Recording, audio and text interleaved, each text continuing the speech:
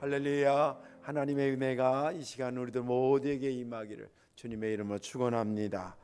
말씀의 제목 한번 따라 하실까요? 하나님은 우리의 신음소리에 매우 민감하십니다. 아멘. 믿음 되길 바랍니다. 여러분, 설교 듣기 전에 이런 생각을 한번 하면 좋겠습니다. 나는 무슨 소리에 민감한가? 나는 무슨 소리에 민감한가? 내가 만약에 아이를 키우는 엄마라면 어느 소리에 민감하겠어요? 아이 울음소리에 민감하겠죠, 그죠? 내가 학교의 선생님이라고 그런다면 학생들의 목소리에 민감할 것입니다. 내가 의사 선생님이라고 한다면 환자의 아픈 신음소리에 민감할 거고, 내가 회사 사람이라면 모르긴 몰라도 퇴근 종소리에 민감할 겁니다. 자, 그러면 하나님은 무슨 소리에 민감하실까를 한번 생각해 보시죠. 하나님은 대체 어떤 소리에 민감하실까?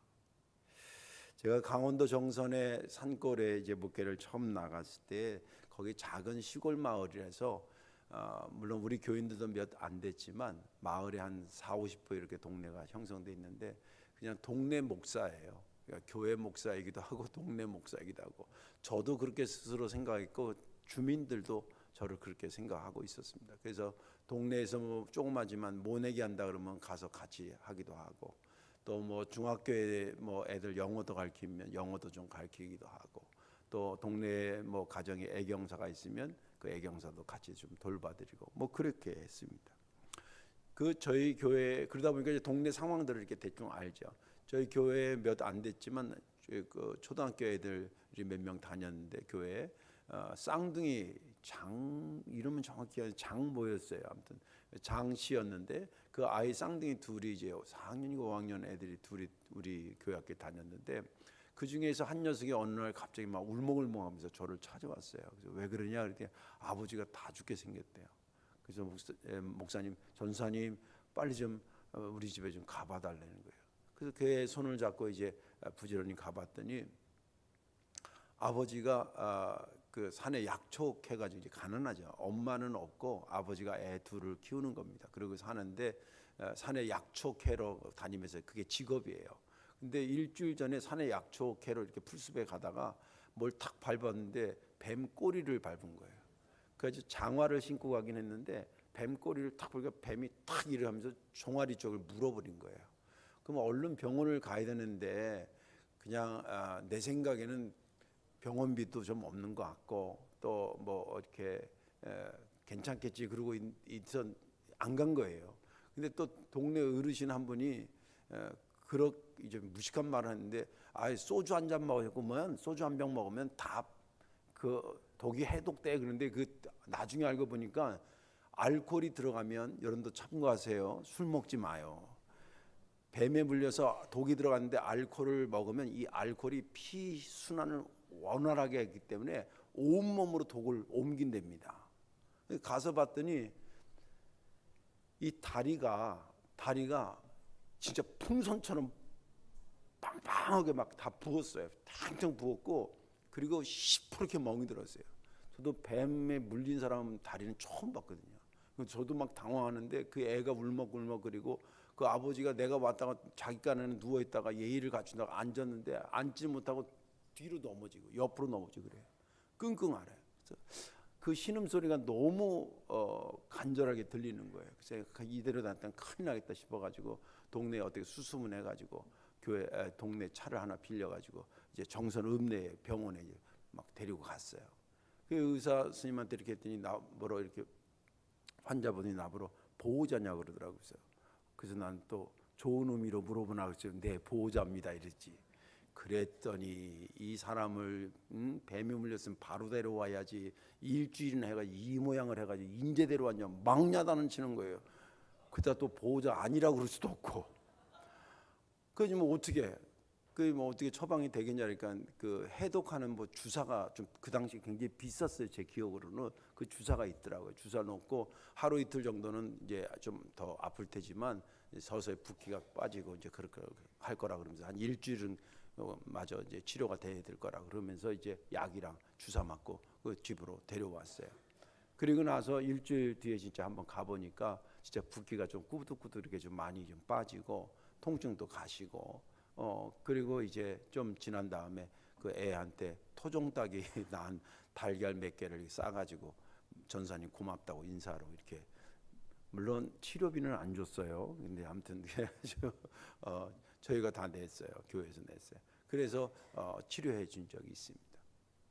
사람의 신음소리는 어떤 사람이 어떤 마음에 드느냐에 따라서 애절하기도 하고 반대로 무시될 수도 있습니다. 우리의 신음소리를 하나님은 무시하는 분이실까, 아니면 그것에 민감한 분이신가 라고 하는 것을 잘 생각하시면 좋겠습니다. 오늘 본문에 있는 말씀은 출애굽기에 있는 말씀이죠. 출애굽기는 야곱의 아들 요셉이 죽으면서 스토리가 끝납니다. 요셉이 혁혁한 공을 애굽에 세워서 애굽을 부강한 나라로 만드는데 일조한 사람입니다. 그러니까 그 당시에 애굽의 왕이었던 파라오라 그러잖아요. 파라오들은 요셉을 잘 알았기 때문에 요셉이 자기 아버지랑 형제들이랑 왔을 때 한 70명 됐으니까 별로 많지도 않고 그랬으니까 아주 융성하게 잘 대접했는데, 이제 요셉도 죽고 창세기가 끝납니다. 그리고 출애굽기가 시작되는 사이에 이제 세월이 어느 정도 흐르냐면 약 430년 정도 흘러요. 요셉이 죽은 이후에. 그러니까 세대가 바뀌면서 파라오 중에서, 애굽의 왕 중에서 이 요셉을 모르는 왕들이 이제 막 생겨지는 겁니다. 반면에 이스라엘 백성들은 점점점 인구가 늘어요. 좀 이따 더 설명하겠습니다만 인구가 늘어요. 그래서 우리나라 속담 말에 굴러온 돌이 지금 박힌 돌 뽑게 생겼어요. 그러니까 애굽에서 이거 안 되겠다, 휘어 잡아야 되겠다. 그래가지고 아주 강력한 악법을 제시합니다. 그게 뭐냐면 아이를 낳았는데 여자애는 살려주고 남자애는 죽여라. 그 당시가 모세가 태어날 당시입니다. 조금 뒷변에 있지만 그런 정책을 피우고 있었고, 얘네들 노동을 느슨하게 하면 딴 생각한다. 그러니까 아주 생각이 그냥 아무 생각 없이 하도록 일을 강력하게 노동량을 막 불리는 그런 정책을 씁니다. 아들 죽이고 노동량을 늘리는 정책을 하니까 이스라엘 사람들이 막 죽을 지경인 거예요. 그렇지 않아도 죽을 지경인데 애 죽이지, 그 다음에 노동량이 늘어나지, 그러니까 막 헤매고 있으니까 이제 어디 쳐다보게 생겼어요? 하나님 쳐다보면서 울부짖기 시작합니다. 그러면서 오늘 본문은 시작이 됩니다. 그들이 너무 힘들어서 고통 속에 신음하면서 하나님 앞에 간절히 구합니다. 근데 성경은 너무 감사하게 그 하나님의 백성들의 신음소리를 하나님께서 들으셨다고 말하고, 할렐루야. 그리고 움직이기 시작하고, 하나님께서 아브라함과 이삭과 야곱에게 했던 약속을 기억하고, 이건 깜빡 잊었다가 기억한 게 아니라 그걸 다시 염두하시고, 그리고 그들을 돌보시기 시작합니다. 그리고 그들을 유념해서 보기 시작했다라고 하는 것이 오늘 본문의 전반적인 말씀입니다. 저는 본문을 읽으면서 특별히 24절과 25절의 말씀에 은혜가 됐습니다.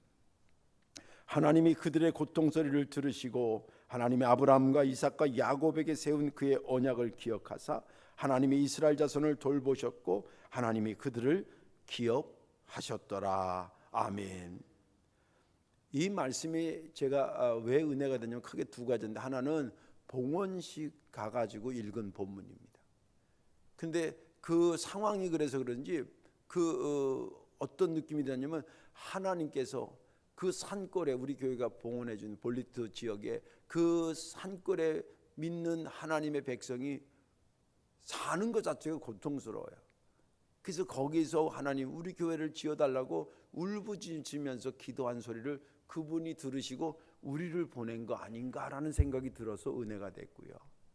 또 한 가지는 하나님은 하나님의 백성에 대한 신음소리에 상당히 민감하신 분이구나 라는 생각이 강하게 들면서 은혜가 됐습니다.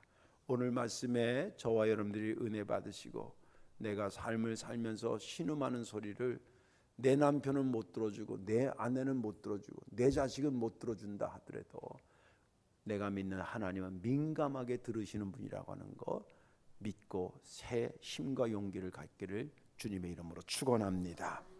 자, 그러면 하나님께서 하나님의 백성의 신음소리에 어떻게 반응하셨나, 어떻게 민감하게 반응하셨는가를 오늘 좀 살펴보려고 합니다. 첫째는 들으셨다는 것입니다. 들으셨다. 24절 말씀 보겠습니다. 하나님이 그들의 고통의 소리를 어떻게 해요? 들으시고 하나님이 아브라함과 이삭과 야곱에게 세운 그 언약을 기억하사. 이 말씀은 이스라엘 백성들이 큰 고통 속에서 하나님 도와달라 그럴 때에 하나님의 첫 번째 반응인데, 그 반응이 뭐냐면 들으셨다는 거예요. 들으셨다. 근데 이 들으셨다라고 하는 것이 크게 두 가지입니다. 의미가 있어요. 그냥 단순히 들었다의 의미보다는 아주 깊은 하나님이 들었다 그럴 때는 의미가 있는 겁니다. 첫째는 뭐냐면 고통의 소리를 주의 깊게 들었다는 거예요. 저부터도 누가 막 힘든 소리, 막 죽겠다는 소리 듣는 게 좋겠어요? 행복하다, 즐겁다, 기쁘다, 좋다 이런 소리 듣고 싶겠어요? 대부분의 사람들은 다른 사람한테 죽겠다는 소리보다는 좋겠다는 소리를 듣기를 원해. 근데 하나님은 지금 이스라엘 백성들이 무슨 얘기를 하는 줄 알아. 또 어떤 상황에서 왜 하는지를 알아. 그런데 그 고통의 소리를 외면하지 않고 주의 깊게 들었다는 거예요. 주의 깊게. 여러분들, 누가 내 얘기를 주의 깊게 들어준다는 것은 우리 입장에서 볼 때는 굉장한 축복입니다. 울부짖을 때에 울부짖는 사람의 입장에서 볼 때는 이 울부짖음을 들어주는 사람이 있다라고, 주의 깊게 들어주는 사람이 있다라고 하는 것은 대단히 중요합니다. 대단히 행복한 일이고 대단히 기쁜 일입니다. 근데 목회 상담학에서 칼 로저스라고 하는 사람의 내담자 중심 심리 상담이 있어요. 예수님이 롤 모델인데, 이 내담자 중심 상담은 뭐냐면 그 전에는 의사가 환자한테 막 얘기를 해주는 스타일로 상담을 주로 했다는 거예요. 저는 뭐 이런 문제가 있습니다 그러면 처음부터 서론, 본론, 결론까지 의사 선생님이 다 말해주는 그런 스타일이 있었다는 거예요. 그런데 칼 로저스는 뭐냐면 내담자니까 상담하러 온 사람이 말하게 해주는 거예요. 아, 그래서요. 그러니까 제가 이렇게 했는데 그렇게 했는데, 아, 그런 다음에는요. 그러면 그러다 다음에 그래서 한 시간 자기 할 얘기를 다 얘기를 하면 의사 선생님이 별 할 말도 없는데 본인 한 사람이 다 문제를 제시하고 해답을 자기가 말하면서 그러면서 거기서 해답을 얻어가는 거예요. 이걸 내담자 중심의 상담. 여러분들, 들어주는 게 굉장히 힘들어요. 말하는 게 쉬울 것 같죠? 힘들 것 같죠? 들어주는 게 더 힘들어요. 예수님과 수가성의 여인 사건 아시죠? 이 수가성의 여인은 사마리아 지역의 여자였는데, 이 여자는 남편이 막 너무 많아. 대여섯 명 된대. 아무튼 학자간의 의견도 6명이다 7명이다 다양해. 아무튼 많아. 기구한 운명을 가지고 사는 여자예요. 할 말이 없는 여자가 아니야. 할 말은 엄청나게 많은데 그 여자의 힘든 것은 뭐냐면 내 이렇게 할 말이 많은데 들어줄 사람이 없어. 사람들도 아유 오면 저쪽. 그러다 보니까 여인들이 새벽이나 저녁에 더우니까 물길로 그때 오는데, 이 여자는 그때 오면 사람들하고 부딪히고 뭐 자기 얘기 들어줄 사람도 없고 그러니까 그냥 대낮에 물길로 혼자 오는 거예요. 무슨 말인지 이해가 되시죠? 그 사람을 예수님이 만나요. 그래서 주님께서 말씀하시는데 처음부터 그냥 무조건 얘기한 게 아니에요. 그냥 네 남편을 데려와라 이렇게 물어. 이게 무슨 말이냐면 신학적으로 너의 한을 얘기해봐라. 이 여자는 남편 때문에 한이 맺힌 여자예요. 그러니까 네 한을 얘기해봐라. 그러면서 그 여자의 얘기를 듣습니다. 그 여자가 묻기도 합니다. 어디서 예배하냐부터 시작해서 뭐 손자 같은데 뭐 그러다 나중에 이분이 메시아라는 걸 알아요. 그리고 나서 그 여자가 그토록 싫어하고 기피했던 자기 동네 사람들한테 일부러 자기가 물동이를 놓고 뛰어가요. 내가 메시아를 만났다고 전하러 가요. 치유된 거예요? 치유 안 된 거예요? 치유된 거예요. 사람을 기피하던 사람이 사람한테 달려갔다 치유된 거예요. 주님이 그 얘기를 어떻게 여인의 이 한을 들어준 거예요. 들어준 거예요. 하나님은 우리에게 이처럼 고통의 소리를 야 듣기 싫어 그만해 그러는 분이 아니라 그 고통의 소리를 그대로, 그것도 뭐예요? 주의 깊게 들어주시는 거예요. 또 하나님께서 들어줬다는 의미의 두 번째는 뭐냐면 무언가를 해주기 위해서 들었다는 거예요. 얘기해봐. 그래. 얘기해봐. 들으려고 듣는 게 아니라 그 다음 게 내가 어떻게 해줄까를 생각하면서 듣는 거예요. 무슨 말인지 이해가 되시죠? 예. 이거는 그냥 듣는 거는 완전히 차원이 달라요. 25절에 보면 하나님이 이스라엘 자손을 돌보셨고 하나님이 그들을 기억하셨더라 이렇게 돼 있어요. 이거 영어 성경에 보면 뭐라 하냐면 하나님이 그들을 내려다보시고 돌보시고 그리고 그것이 time to act, 움직일 타이밍으로 봤다는 거예요. 그러니까 얘기를 들으면서 당신이 움직여 줄 것을 전제하면서 들었다는 거예요. 이게 얼마나 감사해요. 이게 얼마나 감사해요. 내가 고통의 소리를 잘 들어준 것만 해도 감사한데 고통의 소리를 들을 때 당신이 이걸 어떻게 도와줘야 될 타이밍이다 생각하고 들어줬다는 거예요. 움직이려고 들어주셨다는 거예요. 예레미야 33장 3절에도 이런 말이 있습니다. 너는 내게 부르짖으나 내가 내게 응답하겠고 내가 알지 못하는 크고 은밀한 일을 내게 보이리라. 부르짖으라라고 하는 것은 그렇게 하라는 얘기이기도 하지만 부르짖어라. 내가 지금 뭔가 그 얘기를 듣고 너한테 뭔가를 해주려고 지금 생각하면서 들을 테니까 부르짖어 보라는 거예요. 이 믿음 있기를 주의 이름으로 축원합니다. 예. 어떤 분이 기도하다가 주춤해요. 왜 기도 요새 주춤하세요? 그냥 목사님 벽에다 대고 제가 혼자 얘기하는 것 같아서요. 쉽게 말하면 하나님 안 듣는 것 같다는 거예요. 그거야말로 착각입니다. 하나님은 우리가 부르짖고 하나님의 신음소리 할 때 하나님이 그걸 들으시는 것뿐만 아니라 들으면서 내가 뭘 어떻게 도와줄까를 생각하면서 들으신다는 거예요. 그런 하나님으로 여러분들 믿으시길 주의 이름으로 축원합니다. 여러분들 누군가 뭐한테 얘기하는데 누가 건성건성 듣는 거라고 생각해 보세요. 그런데 반면에 하나님은 들을 때 그 다음 것을 해결하기 위해서 주의 깊게 들으시고 그 다음 것을 행동하기 위해서 들으시는 하나님인 줄로 믿으시기 바랍니다. 예, 그게 우리가 신음소리를 낼 때에 하나님이 첫 번째 보인 반응이었습니다.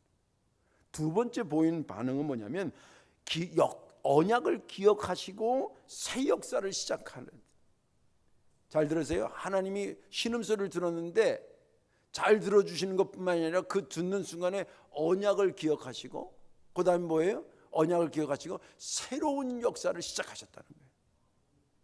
이게 무슨 말이냐면 조금 어려운데 잘 들으세요. 24절 25절 다시 보겠습니다. 하나님이 그들의 고통소리를 들으시고 하나님이 아브라함과 이삭과 야곱에게 세운 그의 언약을 어떻게 하셨다고요?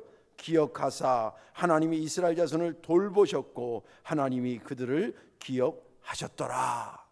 울부짖는 신음소리를 들으시고 언약을 기억하시고 그들을 돌봤다는 얘기예요.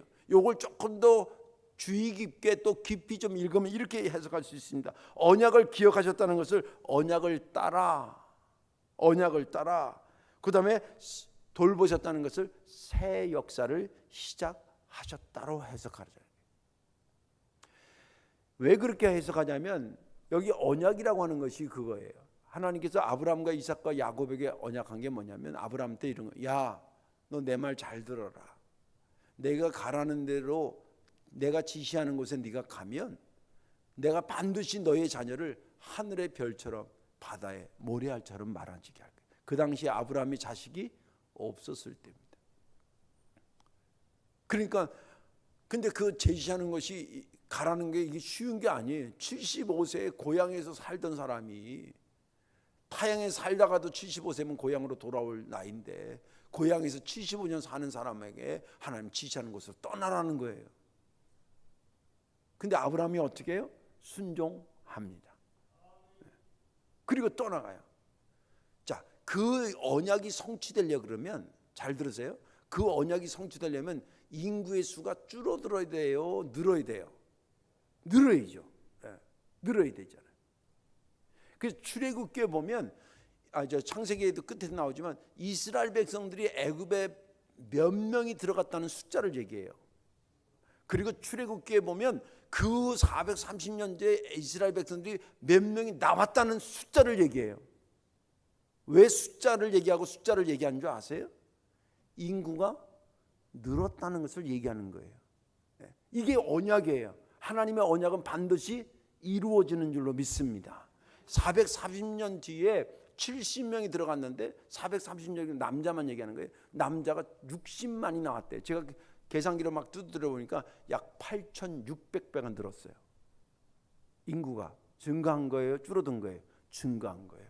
그걸 또 제가 그 챗 GPT한테 물어보니까 한 세대에 한 25년을 한 세대로 보거든요. 나랑 우리 아들하고 25세, 30세를 한 세대로 보는데 30년을 한 세대로 본다면 약 16대 정도, 17대 정도 내려간대요. 대가. 그런데 그 대마다 자손들이 3명 내지 4명이 반드시 있어야 된대. 그래야 8,500배 이상이 되고 70명이 60만 명이 된다는 거예요. 근데 세대마다 그럴 수 있다는 보장이 없잖아요. 근데 꾸준히 그렇게 해서 그들의 인구가 늘었다는 거예요. 여기서 잘 들으셔야 돼요. 언약이 성취되니까 할렐루야죠. 그죠? 네. 왜 할렐루야 아니에요?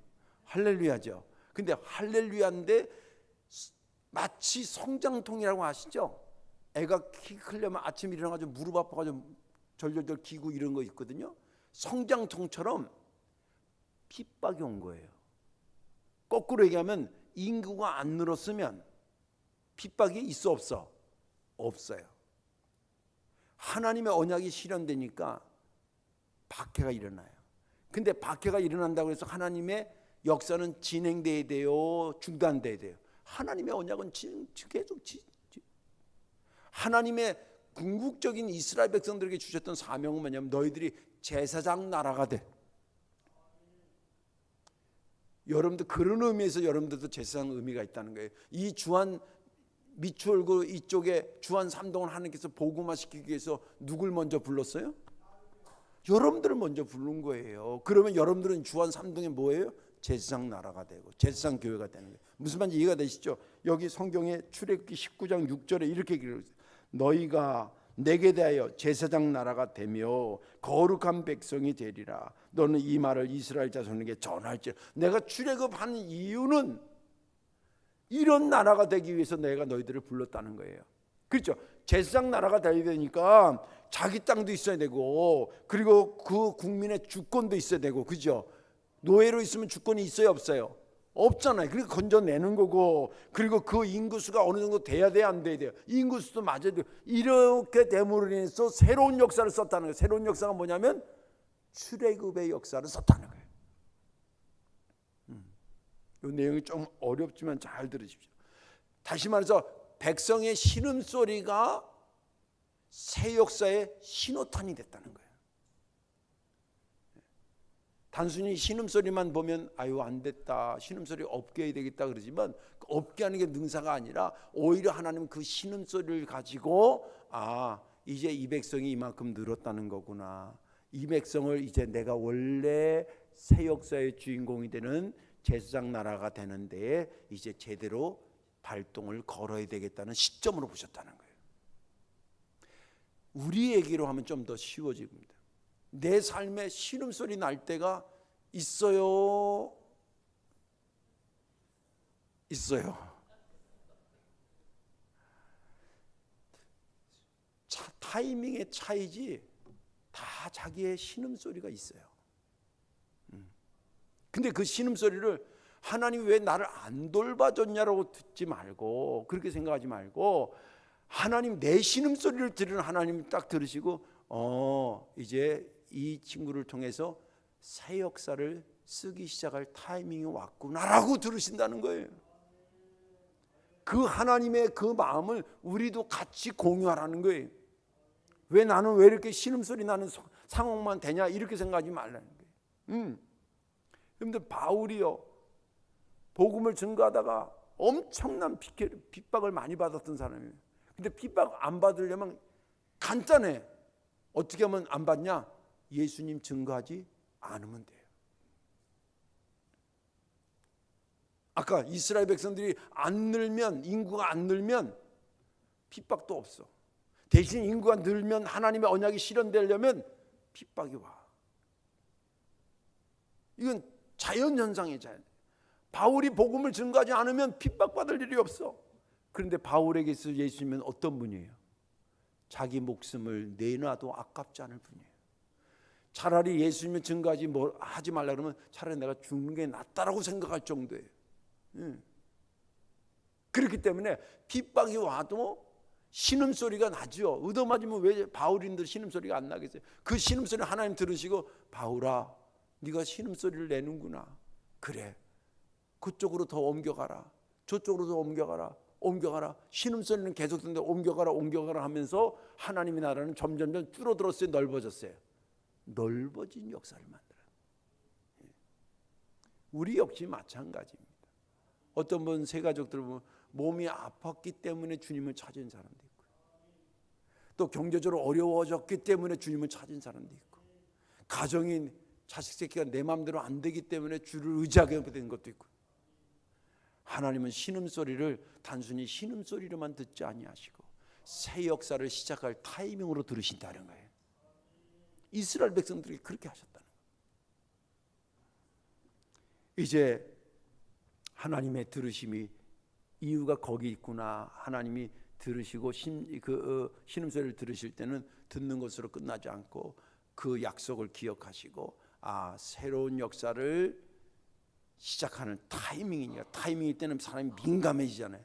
그런 의미에서 우리에게 민감한 반응을 보이셨구나라는 것으로 믿음의 자리매김하시기를 주님의 이름으로 축원합니다. 이제 말씀을 정리하겠습니다. 하나님은 그러면 대체 왜 이렇게 우리한테 민감하실까? 우리의 신음소리에 왜 이렇게 민감하실까? 우리의 책임적 존재이기 때문에. 나를 책임지시는 분이라는 거예요. 그건 하나님의 이름에서 잘 나와요. 여호와 하나님이라고 우리가 그렇게 하잖아요. 여호와 하나님 스스로 계시는 분이다. 이거는 뭐에 대한 거냐면 창조주다 그런 거예요. 우리는 다 수동태로 태어나요. 부모에 의해서 하나님의 은혜로 오늘 내가 이 땅에 태어난 거예요. 그러나 하나님은 창조주예요. 우리는 조물주예요. 그러니까 피조물의 책임적 존재로 서 계신다는 것이 여호와라는 거예요. 여호와 이레의 하나님, 모든 것을 준비하신다는 하나님, 그것은 뭔가가 필요한 사람에게 있어 책임적 존재라는 거예요.